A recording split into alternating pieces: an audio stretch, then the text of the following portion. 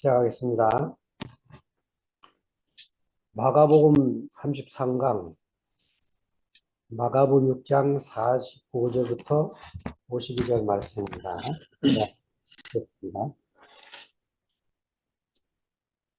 예수께서 즉시 제자들을 재촉하사 자기가 무리를 보내는 동안에 배 타고 앞서 건너편 벳세다로 가게 하시고 무리를 작별하신 후에 기도하러 산으로 가시다.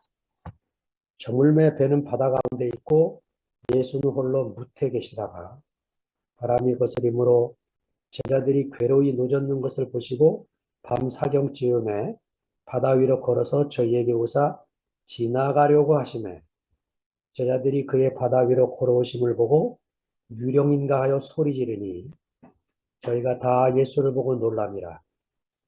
예수께서 곧 더불어 말씀하여 가라사대 안심하라 내니 두려워 말라 하시고 배에 올라 저희에게 가시니 바람이 그치는지라 제자들이 마음에 심히 놀라니 이는 저희가 그 떡 대시던 일을 깨닫지 못하고 오히려 그 마음이 둔하여졌음이로라.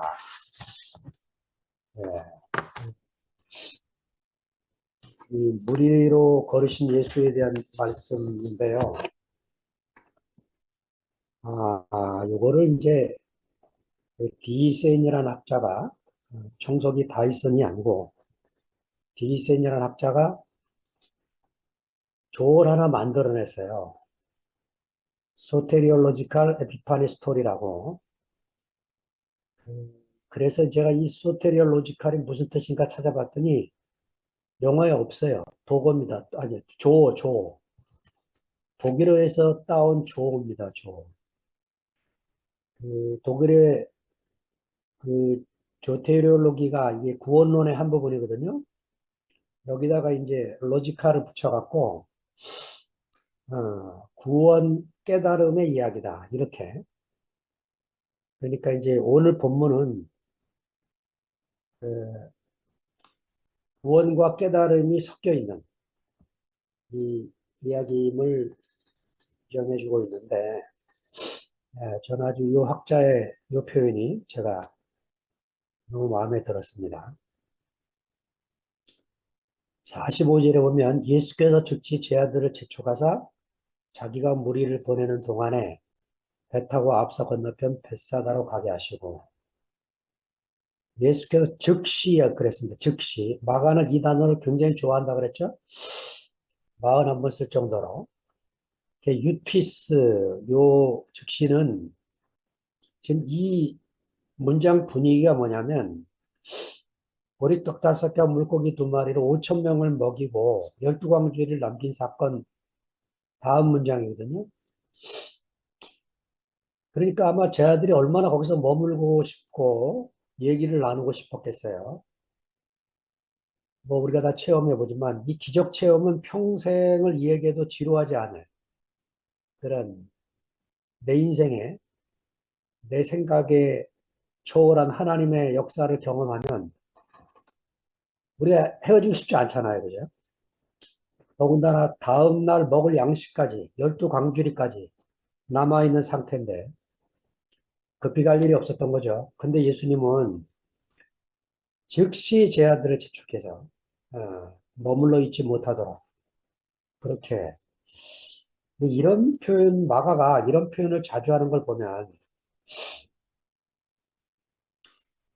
그 노자 도덕경에 나오는 뭐 공성이 불거나 문경지치나 뭐 이런 그 하여튼 자기가 뭘 해놓고 그것을 즐기는 이런 모습을 굉장히 예수님이 피하고 계시는 이런 걸 우리에게 모본으로 보여주고 있고 왜 그러는가 하는 걸 요한복음 6장 15절에서 그 요한이 왜 그래야 되는지 예수님이 왜 그러시게 되는지 그 배경 설명을 해놨어요.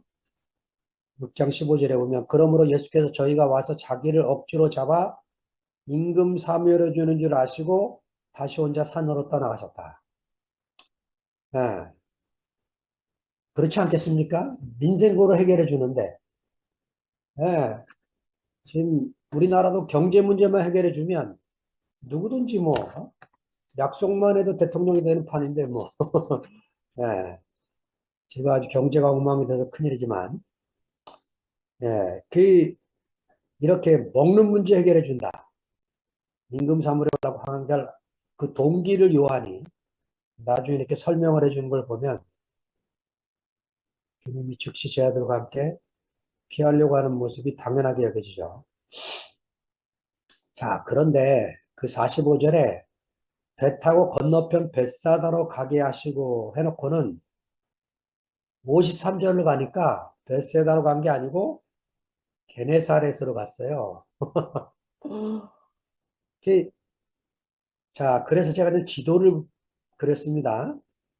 지도에 보니까 이 출발지가 어딘지가 안 나와 있는데 아무튼 가버나움 근처 같아요. 가버나움 근처로 배가 떠나서 벳세다 방향으로 가다가 게네사렛에 도착한 거로 이렇게 나오니까 학자들이 이제 이런 걸 보면서 이 마가복음 저자가 팔레스타인에 살고 있는 사람이 아닐 거다. 이 저자가 로마인이거나 로마에 살고 있는 그래서 이 유대 지역의 지리를 잘 모르는 그렇죠. 우리나라의 그 김정은 선생님이 그렸던 지도 뭐죠 그게? 그 대동여 지도가 저는 한 권으로 한 지도인 줄 알았더니 22권짜리래요. 22권짜리 지도를 그릴 정도로 어? 대단한 열정이시죠. 그분도. 그냥 막아도 이게 지리에 대한 기본 상식이 있다면 이렇게 쓰지 않았을 텐데 아마 적어도 이대 땅에 살고 있는 사람은 아니었구나 하는 거를 이제 학자들이 얘기를 하고 있습니다. 그래가지고 마태는요, 이 부분을 옮기면서 아예 장소를 쓰지 않아요. 장소를 생략을 하고, 요한은 가버나움으로 갔다고 기록을 합니다. 그러니까, 디베라 바다 건너편에서 가버나움으로 갔다. 이렇게 요한복음이 쓰는 거 보니까, 벳세다에서 가버나움 쪽으로 가는 그런 형국을 요한은 그리고 있지 않나. 이런 생각이 듭니다. 자, 아무튼 배라고 하는 이 플로이오는 마가한테는요, 그 깨달음의 세계로 이끌려고 하는 장치, 네, 바로 마가복음 안에서 계속 쓰고 있는 거죠. 예를 들면 3장 9절에 사람들이 너무 몰려오니까 예수님이 작은 배를 준비시키는 그런 광경이라든지 4장 1절에 하나님 나라 비유를 4장에 모아놨는데 어디서 말씀하시냐면 바다에 떠앉으시고 네, 배 타셔서 이런 표현을 하면서 그 바다와 육지의 경계가 없으신 예수님을 표현하고 있는 거죠.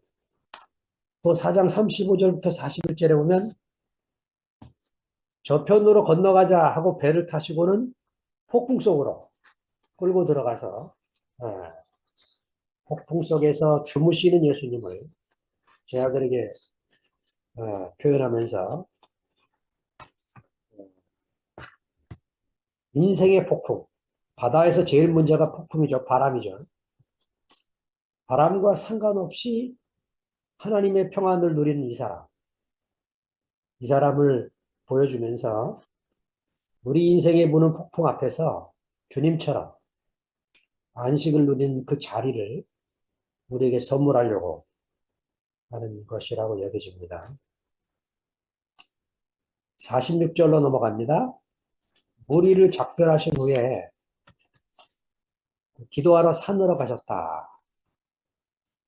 자, 이 부분 때문에 하여튼 저도 산기도를 무척 다녔어요. 뭐, 그 영시 형님 수준만큼 못된 것 같고, 하여튼 뭐, 수시로 저도 산에 가서 기도하고, 젊었을 때부터 저도 금식 많이 하고 이랬는데,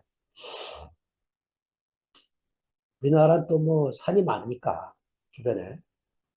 고등학교 때부터 저도 이제 금식하며 산에 산기도하러 갔다가 기도원 원장님한테 피곤해서 못 일어나니까 막 새벽기도 안 나온다고 혼나고 쫓겨나고 막 이러면서 산기도를 했는데, 이 산이라고 하는 이미지 때문에 그렇습니다. 오로스란 이 산은 하나님의 계시와 현현이 나타나는 장소인데 마가복음 안에 표현되고 있는 산, 이 산에 예수님이 가끔씩 올라가는 장면을 보여주고 있습니다.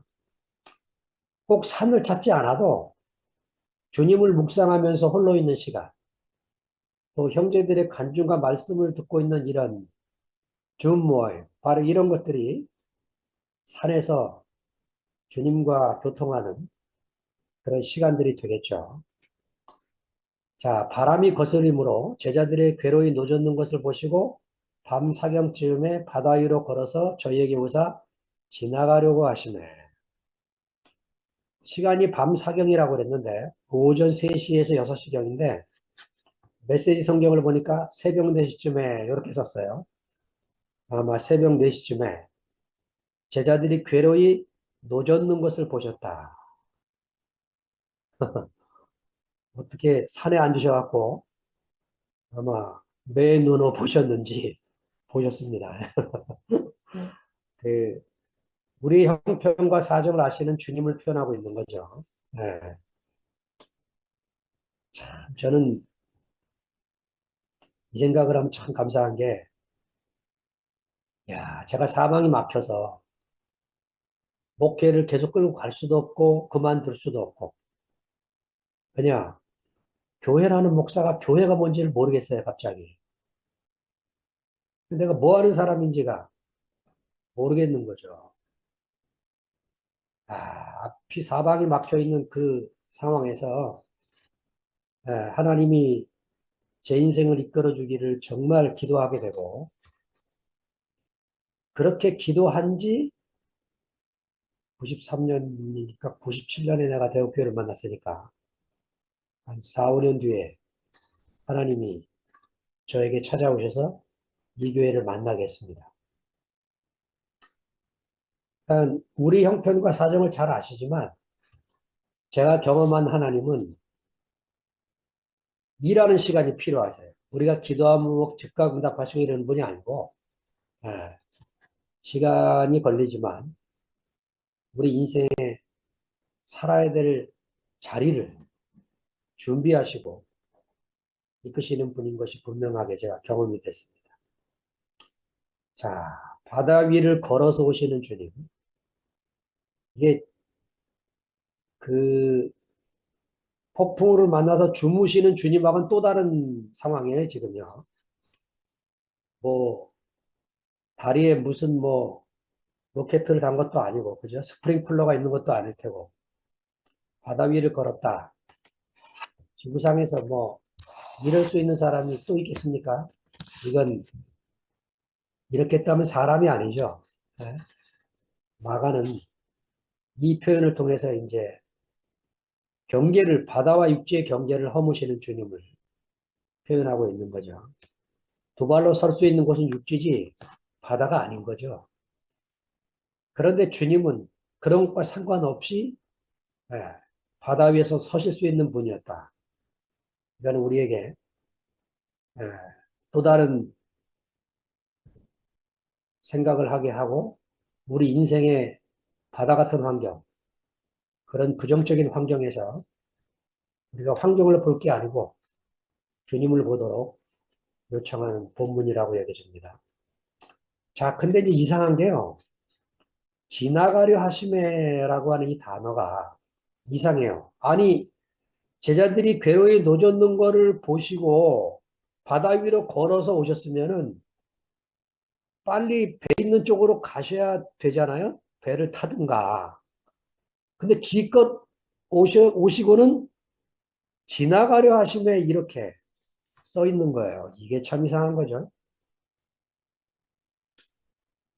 자, 그래서 제가 이거를 뭐 영어 성경까지 다 뒤졌는데 그 히브리 그릭 잉글리시 대조판, 그 성경판이 있는데, 그 네 번째 판의 번역을 이렇게 놨어요.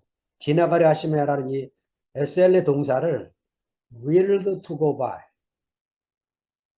지나가시려고 하는 뜻이 있었다. 확실한 마음이, 의지가 있으셨다 하는, 제가 그렇지 않아도 지난주에 영미자매한테 한번 문자로 물어봤는데, 이게 현대 영어에서도 이런 표현이 있느냐 그랬더니, 현대 영어에는 이런 표현이 없대요. 잭슨벨의 영미자매가. 이제 이런 거죠. 그 폭풍 속에서 주무셨던 예수님은 어떤 분입니까? 제자들이 흔들어 깨우지 않으시면 일어나지 않는 예수. 네, 그런 거죠. 또 제자들이 붙잡지 않으면 다가오셔도 그냥 지나가시려는 예수. 이게 지금 마가가 보여주는 예수님 모습이에요. 또 누가복음 24장 28절에 보니까 부활한 주님도 저희가 가는 촌에 가까이 가매 예수는 더 가려 하시는 것 같이 하셨다. 아니 지금 엠마오 두 제자가 예루살렘에서 엠마오로 가는 길에 대화에 꼈어요. 예수님 일부러. 그러니까는 아니 예루살렘에서 벌어진 일을 여태 모르십니까 하고 서로 대화하고 가다가 갑자기 예수님이 해는 저물었고 주막이 가까이 있는 그냥 지나가시려고 하니까 이 엠마오 두 제자가 잡는 거죠. 예수님을. 아유 여기 머무려서 쉬다 가십시다. 해도 저물었고 어? 날이 기울었습니다. 했더니 예수님이 그 주막으로 들어갔다. 이런 표현이 있어요. 자, 그러니까 주님이 어떤 분인지 우리가 이런 분임을 알 필요가 있죠. 예, 붙잡지 않으면, 흔들어 깨우지 않으면, 예, 유령이다 소리 지르지 않으면 그냥 지나가시는 분이세요. 예. 제가 그래 이 폭풍 속의 제아들 사진을 찾아갖고 올렸는데 여러분 이 그림이 누가 그린 그림이냐면 렘브란트가 그린 그림이에요. 이 렘브란트가 갈릴리 바다 폭풍 속의 그리스도라는 그림을 그렸는데 제가 시간이 많으면 이 렘브란트 얘기를 좀 하고 싶은데 그 이 렘브란트에 대해서 그 발터 니그라는 그, 그 스위스 철학과 신학을 공부하고 목회자로서 1988년에 돌아가신 분인데 이분이 쓴 책이 렘브란트라는 책이 있어요. 이런 책입니다. 렘브란트라는. 요거 기회 되시면 한번 읽어보시기 바라고 여기에 재미있는 얘기를 이 발터 니그가 해주는데 이 렘브란트가 그린 그 잃어버린 아들의 귀환 우리가 말하는 소위 그 탕자의 귀환 그 그림을 렘브란트가 그렸는데 그거를 러시아 작부들이 상테페트르 상테페트르부르크 러시아 힘들어요. 그 에르미타슈 미술관에 그 작품을 걸기 위해서 예, 부르마에서 꺼내서 작품으로 걸으려고 딱 꺼냈는데 그 그림에 감동을 입은 이 인부들이 갑자기 조용해지더니 모자를 벗고 그 작품 앞에서 성호를 긋기 시작했다는 거죠. 그만큼 이 렘브란트 그림이 사람들에게 여러 가지로 감동을 줍니다. 발터니그는 렘브란트 책에 이런 얘기를 해요. 요셉의 형제들이 요셉을 죽이려고 던졌던 그 구덩이에 하나님이 렘브란트를 집어넣었다는 거죠. 그 렘브란트는 거기서 인생의 과정을 거쳐가지고 빛의 화가로 다시 태어났다는 거예요. 네, 그 빛의 화가로 태어난 장면이 이 폭풍 속에 그리스도 이 갈릴리 바다 폭풍 속의 그리스도라는 작품인데 여러분 이게 확대해서 보면 나중에 여기 어부들이 14명이 14명. 14명인데 왜 14명이냐? 12 제자와 예수님이면 13명이 돼야 되잖아요. 요 한 사람은 누굴까요? 렘브란트 자신이라는 거죠. 렘브란트 자신이 이 배에 타고 있다는 것을 그림으로 그렸다는 거죠. 네, 하여튼 저도 렘브란트 그림 참 좋아하는데 나중에 기회 되시면 이 렘브란트 책 안에 렘브란트 작품이 많이 실려 있습니다. 보시고 따뜻한 시선으로 렘브란트를 그려주고 있는 발턴 이거에 이 따뜻한 표현을 한번 읽어보시기 바랍니다. 자, 49절로 넘어갑니다. 제자들이 그의 바다 위로 걸어오심을 보고 유령인가 하여 소리 지르니 예수님을 유령으로 봤다. 아가가 왜 이렇게 표현할까? 네, 아마 이런 마음인 것 같아요. 제자들의 착각처럼 예수는 이상 사람이 아닌 정령이나 유령 정도로 생각할지도 모른다는 거죠. 자, 우리는 예수님을 신으로 생각했던 세계에서 네, 이 교회에 와서 사람인 예수, 참 사람인 예수를 믿고 알아가고 있습니다. 네, 그런데 정말 나 같은 사람인가 하는 거엔 또 질문을 던질 수밖에 없죠. 그, 지난번에 상근 형제가 이런 표현을 했어요. 예수가 나다. 이게 아니고 베드로가 나다. 이게 맞다는 거죠. 저도 아멘 했어요. 왜냐? 예수가 나다 하면요. 예수 속에 있는 게 내 속에도 있어야 되잖아요. 여러분, 예수 속에 있는 게 내 속에 없는 게 뭔지 아십니까? 긍휼이에요, 긍휼. 이게 없어요, 사람에게. 이건 마가가 그려주고 있는 이 예수님 속에 절대적으로 자리 잡고 있는 마음입니다. 우리 속에 정말 있을까요? 그 긍휼이 있다면 이렇게 세 부분으로 흩어지지 않았죠. 그 긍휼이 있던 그분이 긍휼이 없어졌어요. 예, 그러니까 이렇게 나눠지는 거죠. 예수가 나다 어림없는 소리입니다. 예, 베드로가 나다죠. 예. 오히려 지금은 저도요. 이열래 목사님이 나다 이렇게 할 수 있어요. 하고 싶고. 왜냐?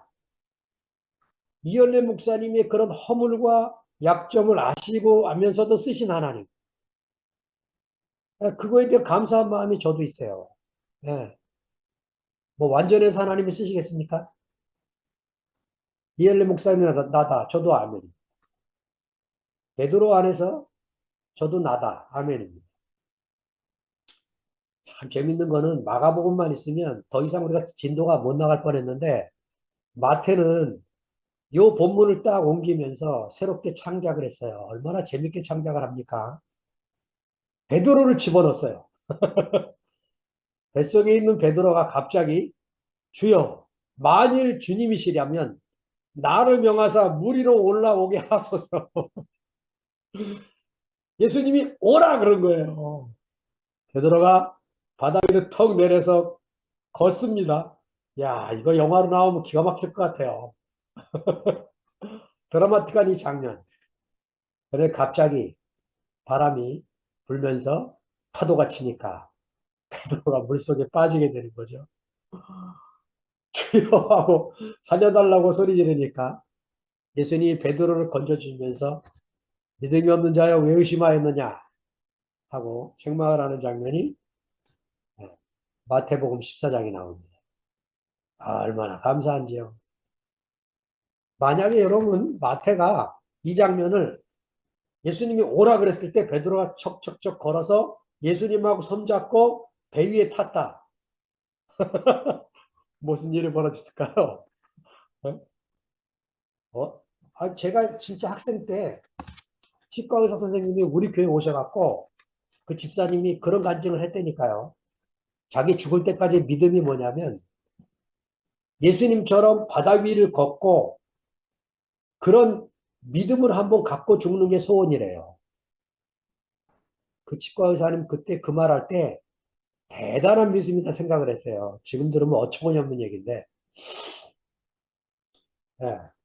성경은, 예, 어떤 사람의 순교나 영웅담을 쓰지 않습니다. 사실은요, 베드로가 언제쯤 죽었나, 역사를 찾아보면, 네로의 통치 때 거의 다 죽었어요. 네로가 AD 54년에서 68년, 그때 황제로 통치했습니다. 그렇다면, 마가가 썼을 때 당시에는 베드로가 죽은 거를 로마에 살고 있는 마가 공동체가 알고 있었던 거예요. 그러면 마가복음서 끝부분에 십자가에 거꾸로 달린 예수 충분히 쓸 수 있지 않겠습니까? 네. 그런데 성서 저자들은요, 베드로의 영담을 하나도 기록하지 않습니다.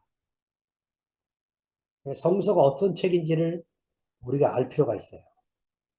인간의 허물과 약점에도 불구하고 하나님은 그것과 상관없이 쓰시고 그 허물과 약점 때문에 하나님의 나라, 주님의 몸된 교회 공동체가 꼭 필요한 것을. 그래야 하나님 자신의 온전함이 당신의 몸 안에서 드러나기 때문에 네. 이, 이 베드로의 이 실패와 이 믿음 없음을 마태는 기록을 하고 있는 거예요. 자, 그 다음에 50절을 보십니다. 저희가 다 예수를 보고 놀랍이라. 이에 예수께서 곧 더불어 말씀하여 가라사대 안심하라 내니 두려워 말라 하시고 예, 얼마나 놀랬겠습니까? 유령인 줄 알았다가 예수님이 배 뜩 타시니까 얼마나 놀랬겠어요. 예수님이 안심하라. 타르세이테. 요 단어는요. 평서문에 쓰이지 않고 명령문에만 쓰이는 단어입니다. 예.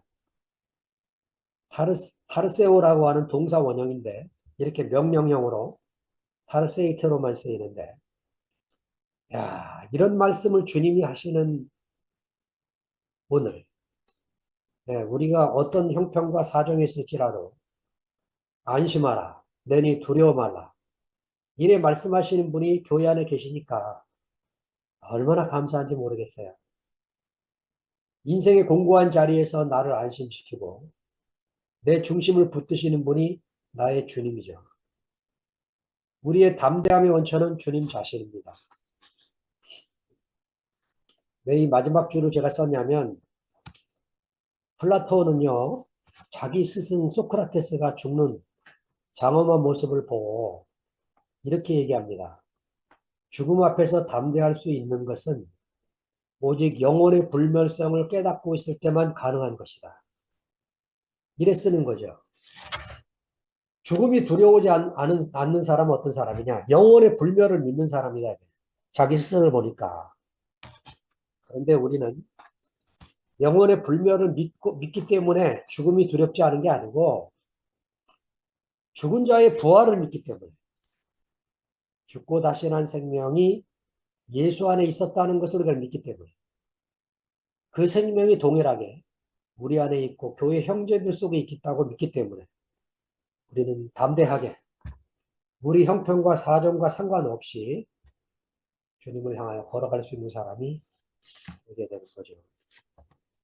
안심하라 내니 했는데 이야 이 내니가요 히라보로 찾아보면 에고 에임입니다. I am 버뜩 기억나는 성역 구절이 있죠. 출애굽기 3장 14절에 모세가 하나님이 이스라엘 백성들을 위해서 애굽으로 들어가라 이렇게 말씀하실 때 모세가 하나님께 이렇게 말하잖아요. 하나님 백성들이 누가 너를 보냈냐 라고 물으면 하나님의 이름을 뭐라고 말씀해야 됩니까? 그때 하나님이 하신 말씀이 개역성경에 나는 스스로 있는 자다. 이렇게 번역을 했는데 이거야말로 진짜 최악의 말입니다. 나는 스스로 있는 자다. 히브리어로 에흐예 아쉐르 에흐예, 히라보로 에고 에이미 호온, 이 뜻은요, 영어로 I am, that I am. 문장이 안 끝났어요. 문장이 안 끝난 상태에 불완전한 하나님의 이름을 모세에게 주는 겁니다. 이야, 이게 이제 신약에 와서 풀리는 거죠. 저는 이 이름 때문에 구약 성경 안에 성막에 있는 기물 중에 정사각형이 아닌 것들을 유심히 살피다가 왜 지성소 안에 있는 언약궤가 1규빗 반, 1규빗 반으로 되어 있는지를 알게 됐어요. 왜 소수점인지. 예. 하나님의 이름은 사람의 이름이 붙어야 완성되는 이름이다 이것입니다. 그러니까 히라빈의 하나님, 제우스, 그 히라빈의 하나님은 사람이 없어도 되는 절대 타자의 신이에요. 그러나 유태인의 하나님, 이스라엘의 하나님은 사람이 없으면 안 되는 하나님. 이게 근원에서 다릅니다. 근원에서 전혀 다른 하나님을 지금 말씀하고 있는 게 성경이죠. 그래 이 70인역은 히라보로 번역된 거죠. 히브리어 성경을 히브리어를 다 잊어버렸으니까 히라보로 번역한 이 성경 안에 보면 에고 에이미 호온으로 나와 있고 이 내니 나다 나다 안심해라 나다 이렇게 말씀하시는 주님이 교회 안에 살아계신다 이것입니다. 그래서 마가가 전하려고 하는 예수님이 어떤 분입니까? 단지 귀신을 쫓아내고 병을 고치는 기적 수행자가 아니라 하나님의 칭호를 사용할 수 있는 존재. 네. 그러니까 두려워하지 말라는 거예요. 지금 너희들과 함께 지내는 이 선생님은 너희들이 생각하는 그런 분이 아니라는 거죠. 배고픈 사람, 어? 12강지 떡을 먹이는 이런 민생고 해결을 해주는 그런 분이 아니고, 에고이미하는 이런 하나님의 이름을 가진 분임을 전하고 있는데, 제가 학개서 2장 5절과 스가랴 8장 13절을 옆에다 적은 것은, 나중에 찾아보시고, 제가 학개서 스가랴 8장 13절만 읽으려고 하는데요. 학개나 스가랴는 동시대의 인물입니다. 두 사람 다 포로로 끌려갔다가 포로로 귀환된 상태에서 성전 건축을 방해하는 일 때문에 이 두 예언자가 필요했어요. 네. 스룹바벨이 와서 기초돌을 놓고 지난주에 우리가 해내하면서 하나님의 은총을 찬양하는 구절을 스가랴서 4장에서인가 봤죠? 2장에서인가? 근데 이 8장에서는 무슨 얘기를 하냐면 이런 얘기를 합니다. 유다 족속아, 이스라엘 족속아, 너희가 이방인 가운데서 저주가 되었으나 이제는 내가 너희를 구원하여 너희로 축복이 되게 하리니 두려워 말지니라. 손을 견고히 할지니라.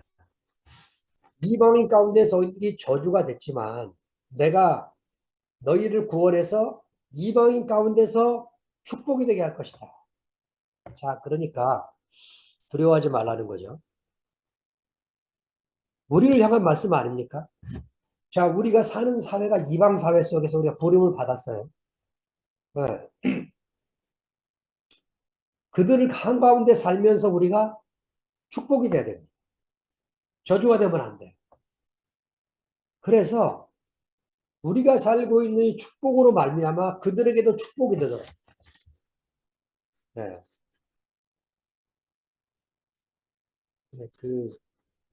늘 상가정제가 자기 어머님 얘기했던 게 기억이 나는데, 동네 아주머니가 어머님에게 그랬다고 그러잖아요. 아이고, 이러고 있지 말고 어디 가서라도 무당이나 누구 점 잘 치는 사람을 찾아가서 어? 한번 기도를 받으라고 했을 때 그 어머님이 남게 또 유명한 이런 건 성서에 없지만 우리 가슴에 새겨지는 거잖아.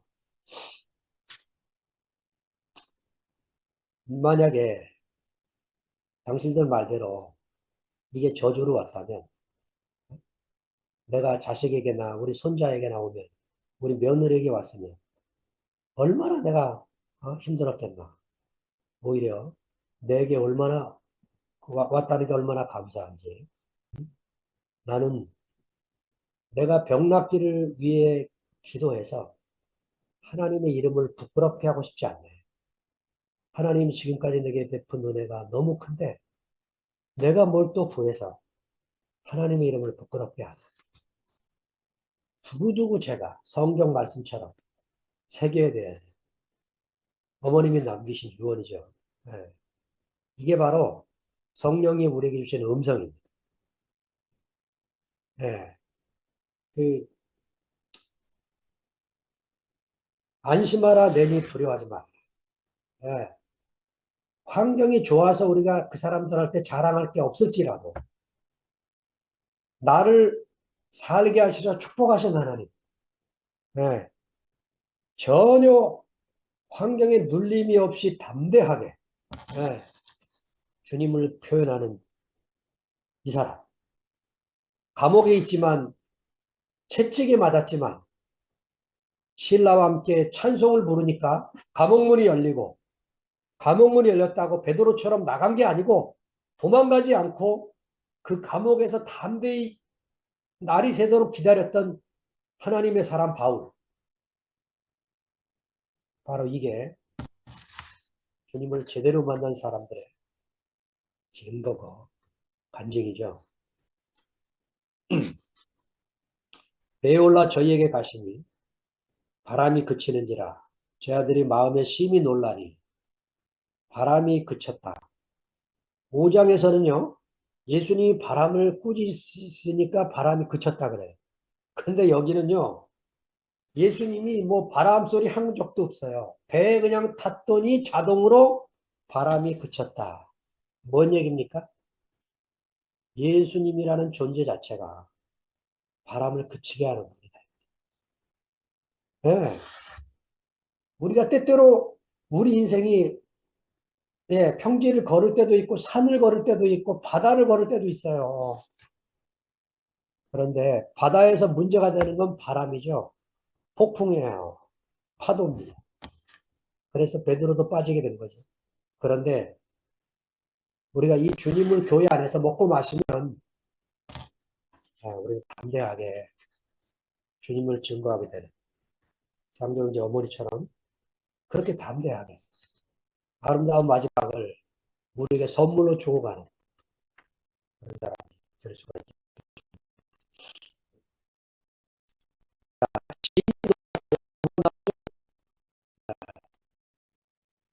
50절에도 놀랐다는 말이 나오고 51절에도 놀랐다는 말이 나옵니다.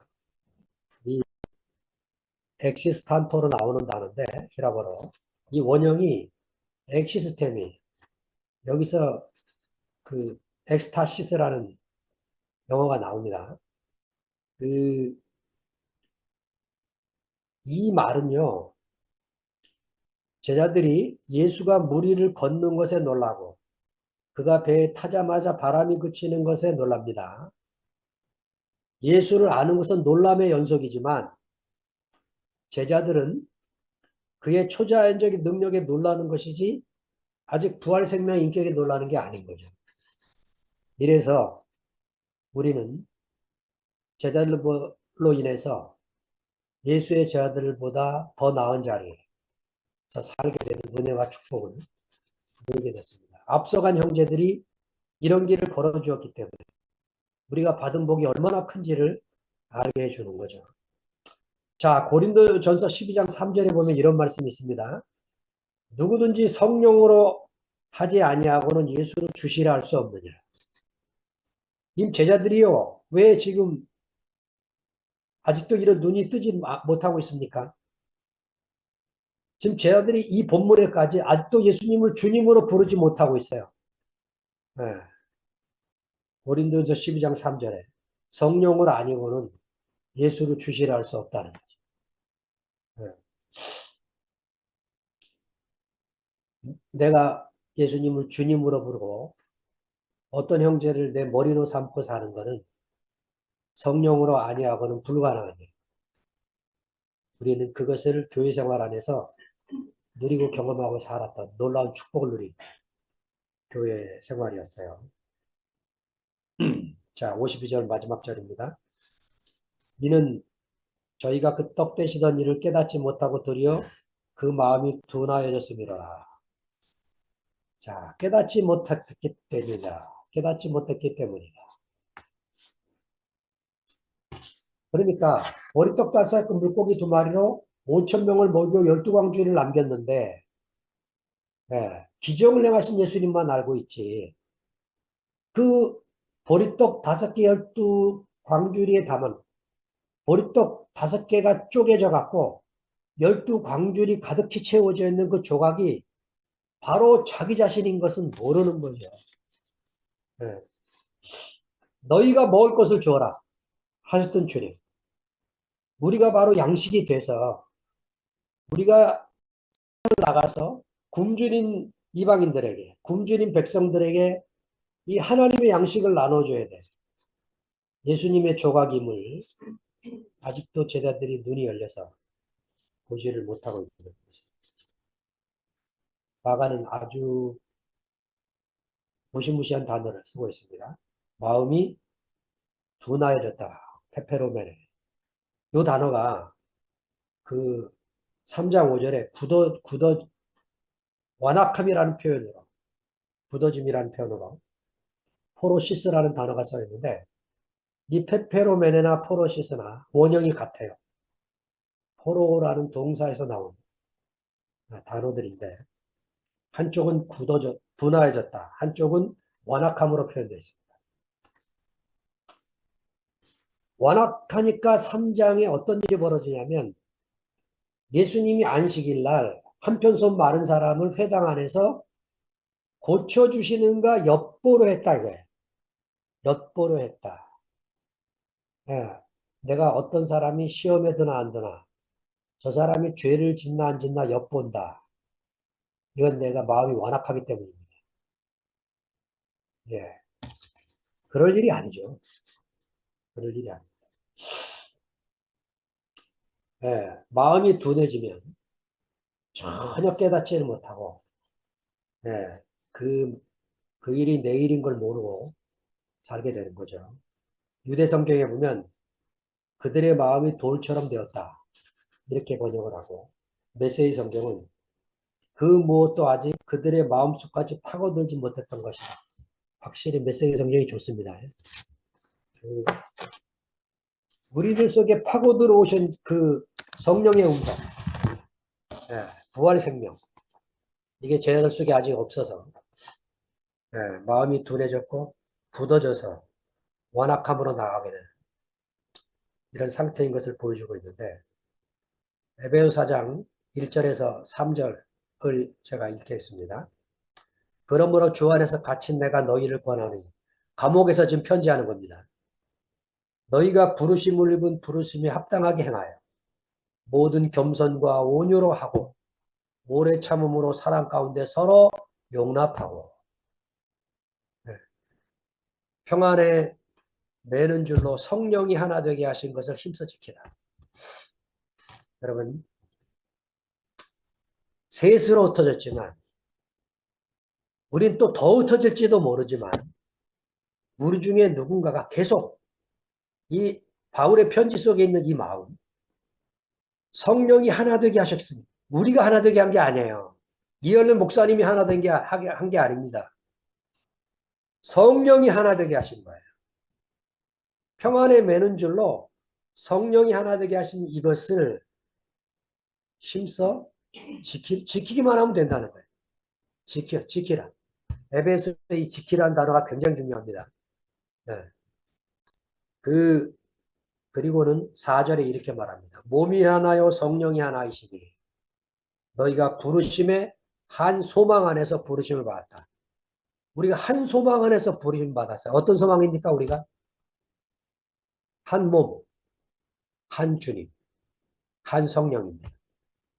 저는요 이런 교회를 본 적이 없어서 목회라도 목사가 다 내려놓고 왔어요. 왜냐? 대한민국 교회 안에 1000명이 모이든 10,000명이 모이든 100명이 모이든 50명이 모이든 이런 교회를 못 봤기 때문에 성령이 한 몸으로 묶어놓은 교회, 네. 이 생명의 공동체, 뗄래야 뗄 수가 없는 서로 지체가 되어서 헤어질 수가 없는 이 공동체를 봤기 때문에 제가 오늘도 여러분과 함께 살고 있는 것입니다. 주님을 찬양합니다. 아멘.